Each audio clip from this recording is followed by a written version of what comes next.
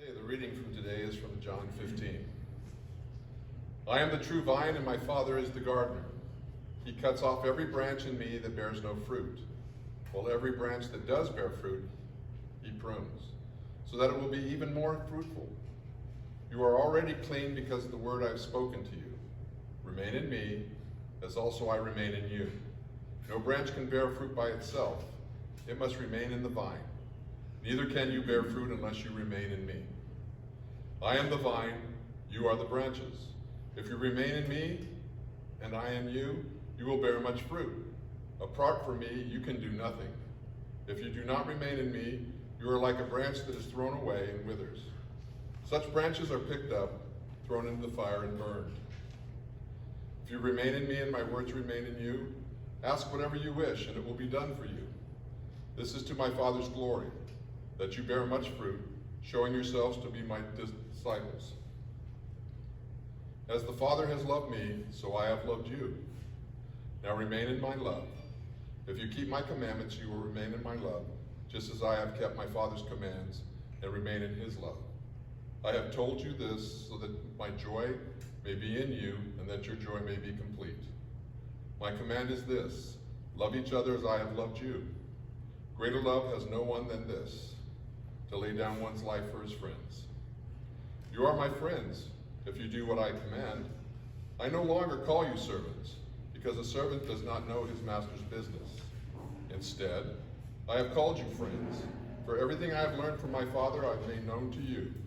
You did not choose me, but I chose you, and appointed you so that you might go and bear fruit, fruit that will last, and so that whatever you ask in my name, the Father will give you. This is my command: love each other. What if you spent 40 days studying Jesus' words and applying his teachings to everyday life, all focused on 5 principles: being, forgiving, serving, giving, and going like Christ?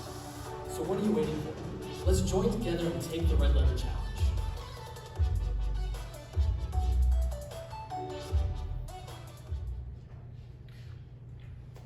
Well, we are back with the Red Letter Challenge, and our focus today is on being with Christ. And one of the great reasons for us to be with Christ is that Jesus desires for us to finish things with him, not just on our own, but to finish with him. Jesus desires for us to finish strong, and of course you know that for us as people of faith, that finish with him is in heaven. But he also desires for us to finish the things that we do with him in the world around us.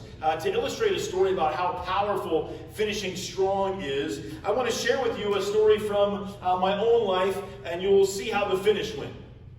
So this was several years ago, actually 10 years ago to be exact, just maybe a little under 10 years ago, because it was more the end of the year. It was in the fall, and I had been spending a little bit of time dabbling in triathlons. Many of you know about the time we started the church.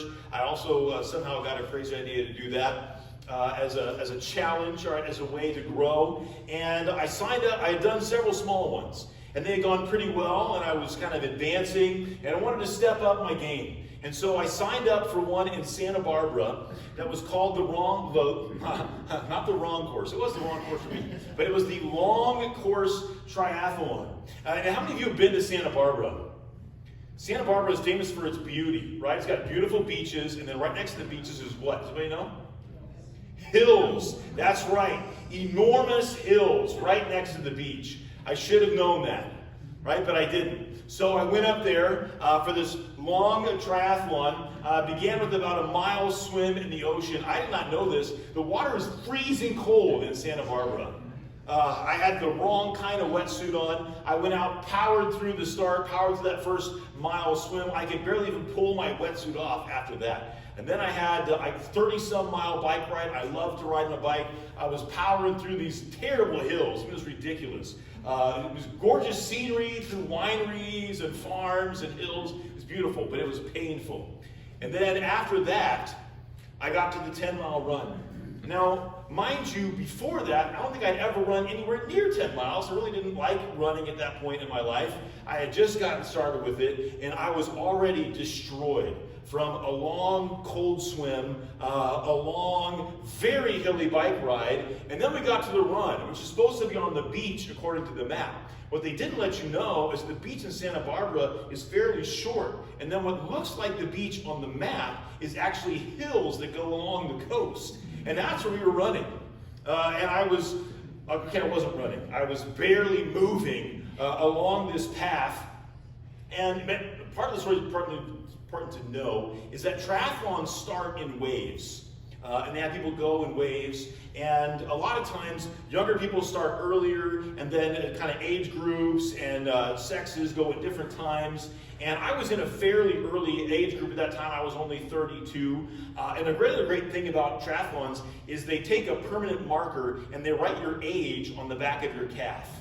And that way, because you're really only competing against people close to your age group. And that way you know you can identify out on the course who you're really competing against and who you're not competing against. And it also is somewhat embarrassing, as I'll let you know right now. So I'm barely moving along this path. I probably have about 8 or 9 miles left to go on this run. I'm already just done. You know, I'm having that conversation in my head, like, you're a buffoon. Why on earth did you ever sign up for this? Right, the people with signs reminding you, you paid for this, right? You wanted to do this. And as I'm sort of in that awful moment, all of a sudden, somebody comes up behind me, and I don't know if it was on purpose or on accident, but they threw me off the sidewalk into the street. And I look up, and there's this lady sprinting away from me, and she has 64 written on the back of her leg. You know, that's embarrassing just because this gal who was, at that point in time, literally twice my age, knocked me off the sidewalk.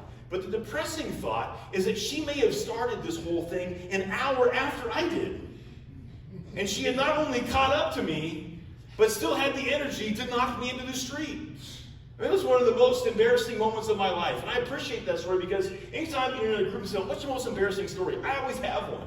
At the time, a gal twice my age knocked me into the street because she was still powering through this event, and I was not finishing well. I think we have a picture of the end. We have a picture from the end. And here's my children. That's not Callum. That's Declan when he was Callum's age. They are literally holding me up. I was dying in that picture. You can see the look on my face like, why are you photographing this? Why are you taking a picture of a dead guy? I was done. You know, it was just embarrassing. I had to rethink the whole triathlon thing. I had to get a new strategy. I did not finish well. It was difficult and it was embarrassing. And Jesus reminds us in John chapter 15 that he wants us to last. He wants us to finish the race well. He wants us to accomplish things in the world that matter. He says this in John 15. He says, you did not choose me. He says, but I chose you. And he says, I appointed you that you would go and bear fruit, fruit that would last, so that whatever you ask in my name, the Father will give you. But think about those words, fruit that will last. So how do we go about this race? How do we go about the races in our life so that we actually have some gas left at the end? How do we not burn ourselves out by trying to just go through it and power through it with our own wits? How do we do that? Well, here's a couple of things that remind us that in our race, maybe we're not doing any better with the whole following Jesus idea than I was doing with the triathlon idea. Number one, John Acuff. We've done some of his stuff in church before. As a matter of fact, I think we actually went through this book, Finish. But just a reminder, in John Acuff's book about finishing, John Acuff usually writes about starting things. And you realize people were starting things, but they weren't finishing them. So he wrote a book entitled Finish. And in that, he did some research, and he found out that a shocking 92% of people do not finish the goal or the resolutions they set out for themselves. Isn't that interesting? 92%. I mean, I guess on a positive side, that means 8% of people keep their New Year's resolutions? That's more impressive than I actually would have thought. Right, this year I didn't make any resolutions because I didn't want to be depressed to be one of the 92%. So I guess my resolution not to be the 92%. Right, that's terrible that we don't tend to finish. And thinking about this challenge of being like Jesus, about following him and being his ambassador in our world, here's a harrowing thought from Mahatma Gandhi. the great leader in India, he says this. He says, I like your Christ. Think about that for a minute. We talked about that last week, about how a lot of people think that there is no harvest for Jesus left in the world, that no one is going to believe anymore. And here's Gandhi, a religious leader from a different faith, who says, I like Jesus. He says, I like your Christ. Take heart in that first part of this phrase. That's important. I like your Christ. Here's the challenging part. He says, I do not like your Christians. Why is that? Why doesn't he like Christians? Well, he gives us the answer. He says this, your Christians are so unlike your Christ. So how are we doing at following Jesus? How are we doing at emulating him? You know, Jesus calls us to be his disciples. What is a disciple? A disciple, unfortunately, disciples, you notice a lot of correlation between the word disciple and discipline? They're almost the same word. Right? But disciples, Jesus did not make up the term disciples. Long before Jesus came along, there were people who had disciples. They were called rabbis. And their disciples, what they did, they followed their rabbi around literally. They followed and walked with them. But they tried to emulate their life. Jesus does the same. He calls us to emulate him. Paul does the same. He says, emulate me just like I'm trying to emulate Jesus and do what he did. Right? To follow after him, to be like him. As many times, we are not being like him. That's why we are blessed with this 40 days to read the words of Jesus and try to follow him. Right? Over those 5 weeks from our first 5 introduction days, you might have heard that this week is about being. Simply being with Jesus. That's one of the things the disciples did. They spent time with him. They spent every day with him for 3 years. Next, we move on to forgiving. That's one of the greatest things that Jesus did, is that he forgave people. Then he also served. Isn't that interesting? God himself came into the world. Why did he come? Jesus said, I came here to serve you. Incredible that Jesus served. Next is that Jesus came to give us amazing things. As our children said, he came to give us his life on the cross. To give us his very self. Last, he came to go. And he sends us, he calls us to go out into the world. As we do those things, we have a chance to emulate Jesus. Now here's an important point. As we go on to step number 2, it's about our having a relationship with him. That's what discipleship was. That's what his disciples did. Jesus said, I no longer call you my servants, I call you my friends. They became friends with Jesus. That's part of our goal for this week, is for us to become friends with Jesus, to spend time with him like we would spend time with our friends. It's not about a religion. That's your blank there. It's not about a religion. A religion is things we have to do. And what you learn from my story, when these things we have to do, we have to power through them on our own, we fail. That's what happens. We run out of gas. But instead, Jesus calls us to look to him. We're going to take a look today at some of those disciplines. We call them spiritual disciplines. They're not things that we do on their own. They're ways we get connected to Jesus. They're ways that we spend time with him. They're ways to hang out with Jesus.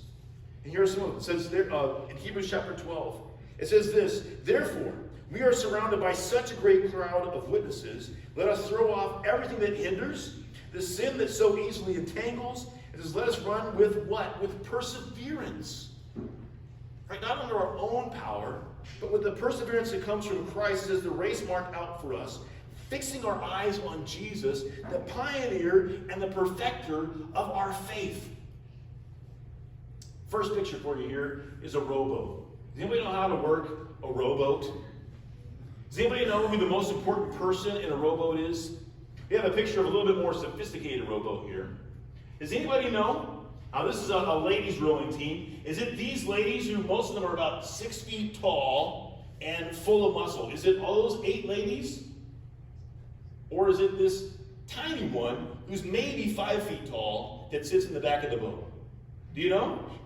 If you ask a rowing crew, they'll tell you. It's this tiny person at the back of the boat. They're actually the only person looking forward. Which way does this boat go, do you know? It's not the direction these 8 people are looking. It's the direction this one little person is looking. Right? And they're intentionally light because they don't want to add any more weight to the boat.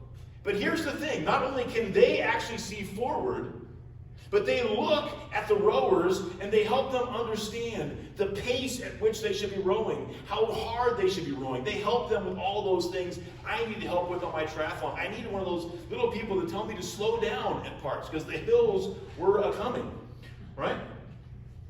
They're the strategists. They know what's going on. And here's the counterintuitive part. All of the 8 powerful athletes are not looking where they're going. Right? They're doing the opposite of our little illustration we did here with the kids this morning. It seems counterintuitive, but they're looking in the right place. Oftentimes in our lives, we get so focused on what we're trying to accomplish, we fail to look at the one who can actually help us accomplish it. Jesus is much like this person, the leader, who shows us the way forward. Maybe it seems counterintuitive sometimes to stop paying attention to all the craziness around us and just pay attention to Jesus. But he's the only one who knows what is supposed to be happening. So here are some ways for us to be like the 8 effective people in the boat and to take our eyes off of ourselves and to look at Jesus. One of them, in John chapter 8, Jesus says to abide in my word. To abide in my word. How do we do that? We read his word. That's the beauty of this challenge. And I know some of you have been wondering, if you've been reading along the first 5 days, we haven't been reading the words of Jesus. What's the deal here? Right? This is a bait and switch? No, that was the foundation. Now in day 6, we're always going to start with the reading of the word of Jesus. And I think our dear friend Zach Zender, who put this whole thing together, had some great brilliance in this. The verse we're supposed to read from Jesus every day is not in the book that he gives us. The verse is in the Bible. So somewhere, we're going to have to go find and dust off one of those things. Or maybe we're going to have to go on our phone and get the YouVersion app or any Bible app that you want and look up the passages in there. And get a little bit more accustomed to flipping through our Bible and discovering where things are. But our verse for today is, as a matter of fact, actually in John chapter 8. So you get to flip through and find that every day. Even though we've got the Red Letter Challenge book, we still need to go back to the Bible itself and to read those words of Jesus. So he says, abide in my word. Next he says this, in Matthew chapter 9, he says, pray earnestly. That's one of those practices, that's one of those disciplines we can use to spend time with Jesus, to pray to him, to let him know what's on our heart. And maybe as we get a little bit more accustomed to that, we can also begin in prayer to listen to Jesus, to be quiet. Luke chapter 4, Jesus tells us to worship the Lord our God. We need times of worship here in church. There's also times we can do that even when we're not at church. If you commute, you have an awesome opportunity to worship in the car. That might seem strange. Don't close your eyes when you're driving. Yeah, it's important to keep your eyes on the road. But you can keep your ears on Jesus. Right? There's lots of Christian radio stations. There's podcasts you can listen to. There's messages out there you can listen to all day long on the radio. It doesn't mean you can't listen to other music or sports or politics or whatever you love to listen to. But I challenge you, every once in a while, turn the station to something else, more Jesus-focused. Listen to his word. Listen to people sing about him. Maybe you can join them and sing with them. Mark chapter 6. Jesus also invites his disciples to get away from things for a moment. He says, come with me by yourselves to a quiet place and get some rest. And one of the weirdest things I ever experienced, I've been on several different retreats where there was a time, usually from dinner time one night until breakfast the next morning, you're not allowed to talk to anybody. It's an ancient tradition. It's called the Grand Silence. And it's amazing, first of all, how awkward that is when you first have to be around other people and not talk. Second of all, if you're on a retreat with people you don't know, it's a great blessing because you don't have to talk to these strange people. And then third, it's amazing how much you actually do start to get in tune more with the Lord when you stop talking, you stop even thinking in your mind, and you start paying attention to him. Jesus frequently removed himself from what he was doing and simply spent time with his Heavenly Father. He calls us to do exactly the same. Now here's a more challenging one. In Matthew chapter 6, Jesus starts to talk about fasting. We used to have a great video about this, and it's not just for supermodels and priests and spiritual crazy people, but it's also for all of us to take some time to fast. Maybe it's from food, but you know the most important thing to fast from is whatever you think you can't live without.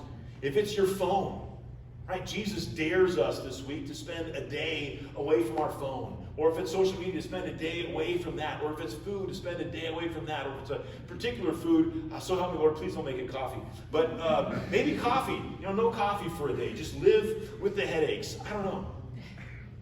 But he calls us to stop doing some of the things that we love. Not because they're bad, but because maybe they're distracting us from him.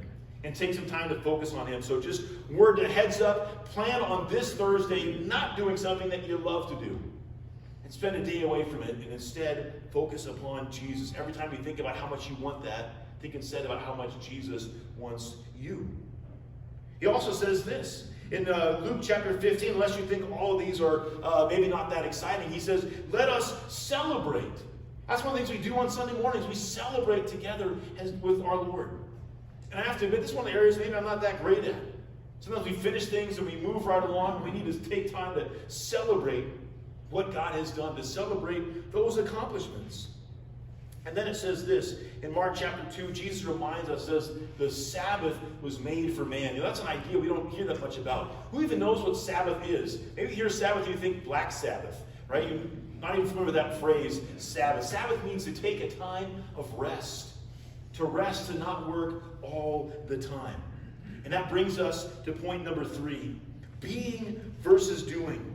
John chapter 15, Jesus says this. He says, remain in me, and also I remain in you.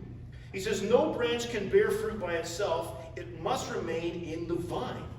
Neither can you bear fruit unless you remain in me. He says, I am the vine, you are the branches. If you remain in me and I in you, you will bear much fruit. Apart from me, you can do nothing. I never understood this point. Until in our first house, we had this hibiscus vine thing. And it was beautiful, and we loved it, but it got too big. And so we needed to do a little bit of pruning. And here's the challenging part about pruning a vine like that, is it just goes everywhere. It's very difficult to know where to cut when you're pruning and where not to cut when you're pruning. Now, maybe some of you are great gardeners and you should have come over and helped me out with this. And I couldn't tell which end was up and where I was cutting, so I started pruning. And here's the thing.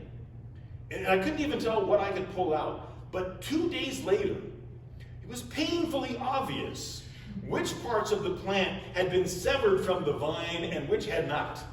Because they immediately shriveled up and died. Because they were disconnected from the vine.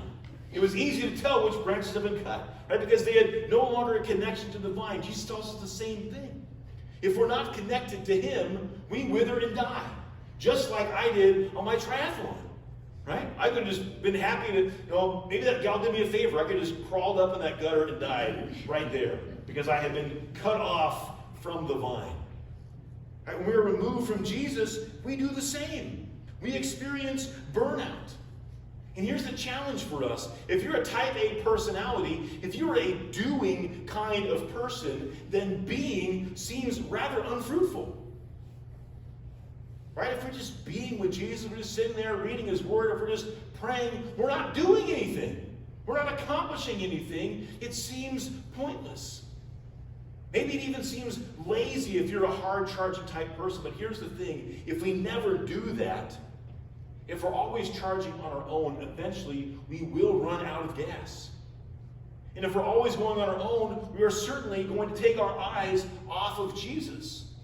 So even if we are accomplishing things, we may actually be veering off and going in the wrong direction. It may be more helpful for us to take time out of our life and think him. Think about him. Think about this. If we can't trust in Jesus in the calm times, if we can't find time to get away from the busyness of life and spend time with Jesus and to focus on him, how are we possibly going to focus on him when things are crazy? But if we focus on him in the quiet times, it becomes easier, it becomes more instinctive for us when things are going out of control to look again to him and to be aware of what it is that he is doing. That's a great challenge for us. And listen, if you're one of those people for whom it's easier to just be, that's great. Right? You got a leg up on the others who are more the type A personality. We're all going to be challenged in this, right? It's called the red letter laziness? No, it's called the red letter challenge. We're all going to be challenged in different ways. If you're a be person, if you love to just think about the Lord, that's awesome. We'll challenge you in a different week. But if you're a doer, this week is going to be your challenge. To slow down and not do things, but instead simply be with Jesus. Think about this in our own life. If I say to one of the boys, hey, would you go clean your room? I'm not going to be impressed an hour later if Gavin comes back and goes, you know what, I looked up what clean your room means in Greek. I got out the dictionary. I think I got to the heart of it. I got to the whole idea. I got a system in my head of how I would do it. And I'm like, I don't care about the system in your head. What I care about is the chaos in your room, and I would like you to clean it up. Right? Seems more focused to us, right? We like to do things. But Jesus reminds us if we don't have a system, right, it's not going to get cleaned. We need to spend that time with Him. We need to spend time thinking about His Word. That brings us to this. Point number 4 is that idea of being still. For many of us, being still is a huge challenge. Psalm number 46, verse 10 says this, be still, and the second part says, know that I am God. That is the great challenge. Especially in the chaos of life, again, it seems unproductive to be still. But maybe God is saving us from doing the wrong things when He calls us to wait on Him. I shared with you a couple weeks ago, right? We have a lot of new and exciting challenges in our life, not just the little guy, but how do we reshape our life to fit Him? How do we reshape our life to make some of the priority changes we have made? Do we sell this? Do we move there? What do we do? I talked to my coach and he's like, try this on for size. I said, what if you do nothing for like 3 months? And you just see what God does. You see where He leads you instead of going crazy and making up your own decisions that might actually be more harmful than helpful. I'm like, not do anything? I thought you were supposed to be my coach to tell me what to do. So I'm not doing it. It made any sense. Right? It's difficult for us. Oh, we lost focus. It's difficult for us to just be in the dark. How is that supposed to accomplish things, right? For us to just be. But here's the challenge. Part of being is growing in faith and growing in trust in Him. That's one of the great challenges of the whole idea of being. Jesus says this, says, come to me, you who are weary and burdened, and I will give you rest. He doesn't say, I will give you new and better things to do. He says, I will give you rest. Isn't that interesting? So think about this. Some of those disciplines we talked about when we spend time with Christ, says we can't wait to start doing the things He says. Maybe if we don't think about Jesus, we're not interested in doing the things that matter to Him. We're interested in doing the things that matter to us. But when we spend time with Him, He reshapes and reprioritizes the things that we are doing. When we come to church, when we come to worship, it gives us the fuel that we need to keep going. When we read the Bible, it doesn't take long for that to start to manifest itself. Think about that. The people we spend time around, we start to act like them. We start to talk like them. What if we spent time with Jesus and we started to talk like Jesus? That would be amazing if that would start to leak out in our life. When we pray, it brings a sense of peace to us. It brings a sense of calm to us that nothing that we can do can actually give to us. When we rest, we remember all that He has done. Gratitude starts to flow from our heart. Right? We have that time of Sabbath when we take an actual break in our life and don't just work all the time. We actually are refreshed. Just reading about this, matter of fact, that God tells us not only to take that Sabbath for ourselves, God also in the Old Testament introduced this incredible idea of letting fields go fallow. Now I know we live amongst a lot of agriculture, but I don't think any of us do it professionally. But here's the idea. God said in the Old Testament, He said, first of all, we're going to take the week, we're going to divide it into 7 days. He said, I want you to take one of those days and not do any work on it. And He said the same thing with our land. He goes, I want you to divide your fields up into 7 parts. And every year, I want you to do nothing in one of those fields. Don't grow anything in it. Don't do anything with it. Just let it lie fallow. And then you rotate so that every 7 years, every part of your property gets to rest and not do anything. And here's the thing that science has figured out thousands of years later. That's a brilliant idea. An experiment was done on this on accident because of greed. How many of you have heard of Egyptian cotton? world famous. It's almost like silk. It's incredible. Here's the problem they have in Egypt. Some folks got in charge of their cotton fields. They were greedy, and they said, let's forget about this whole fallow idea. That's a whole seventh of our profit that we are losing every year. And so they started to just not rotate the crops, but just plant everything all the time. Guess what happened? The quality went downhill. There's less demand now for Egyptian cotton because people go, it's not as good as it was. It no longer has that quality, no longer has that suppleness it used to because you're working too hard. You're not taking time to rest. The same thing happens to us. Maybe we think the more that I work, the more that I'll produce, and the better I'll be. But instead, the more shoddy our work becomes because we're tired, because we're worn out. We don't have trust in Him. It takes trust in God to rest. Because if I'm focused on myself, I'm dependent on myself, I just work all the time. But if I trust in Him, then I have that actual peace to go ahead and rest. He reminds us, finally, that if we focus on Him, we will have an opportunity, actually, to finish well. I know some of you are really excited to come to the finish part of the message. We can finish that, right? But it says this in Isaiah 40. He says, even youths grow tired and weary.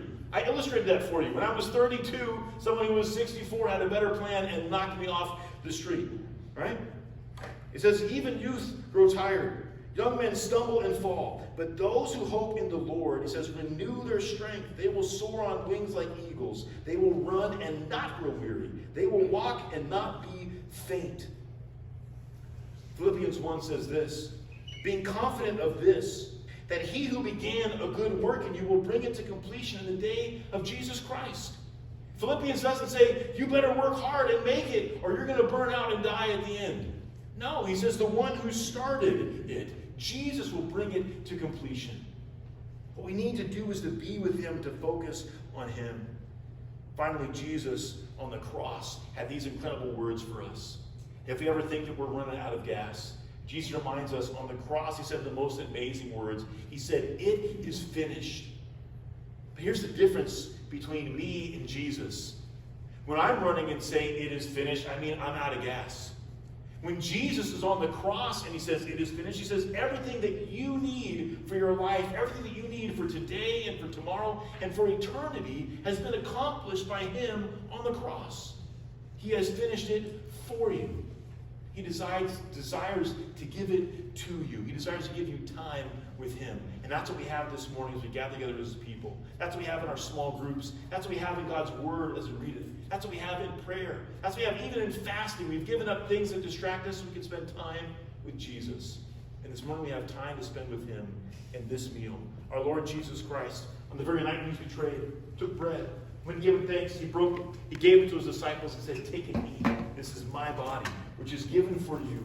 This is in remembrance of me. In the same way also, after supper He took the cup. When He gave Him thanks, He gave it to His disciples and said, take and drink. This is my blood of the new covenant, which is shed for you for the forgiveness of all of your sins. His feast is ready. You may come to His feast.